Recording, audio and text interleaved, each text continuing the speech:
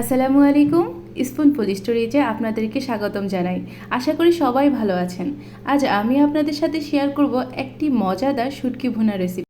তাহলে শুরু করা যাক। শুটকি ভুনা বানানোর জন্য আমি শুটকি মাছ নিয়েছি, লইট্টা শুটকি 100 গ্রাম, পেঁয়াজ কুচি নিয়েছি 1 কাপ, আদা রসুন এবং শুকনো ঝাল একসাথে পেস্ট করে নিয়েছি এবং নিয়েছি হলুদ গুঁড়ো, জিরে গুঁড়ো এবং লবণ, সরিষার তেল 3 টেবিল চামচের মতো, ধনেপাতা কুচি আপনি সাজানোর জন্য দিতে পারেন। প্রথমেই শুটকি মাছগুলো ভালো করে ধুয়ে 5 থেকে 10 মিনিট গরম পানিতে ভিজিয়ে রাখুন, এতে গন্ধটা কমে যাবে। তারপর পানি ঝরিয়ে নিন। এবার একটি প্যানে সরিষার তেল গরম করুন। তেলে পেঁয়াজ কুচি দিয়ে হালকা বাদামি করে ভেজে নিন।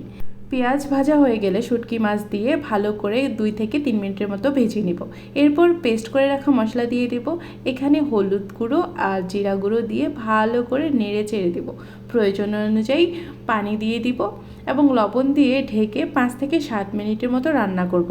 মাঝে মাঝে নেড়ে দিব যেন পুড়ে না যায়। সব শেষে কাঁচা লঙ্কা দিতে পারেন। আমি কিন্তু কাঁচা লঙ্কা দিতে ভুলে গিয়েছিলাম। তারপরও খেতে কিন্তু অসাধারণ হয়েছে। গরম ভাতের সাথে শুটকি ভর্তা আসলেই অনেক মজাদার।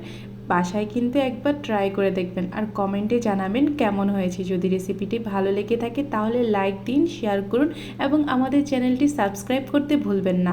দেখা হবে পরবর্তী ভিডিওতে। আল্লাহ হাফেজ।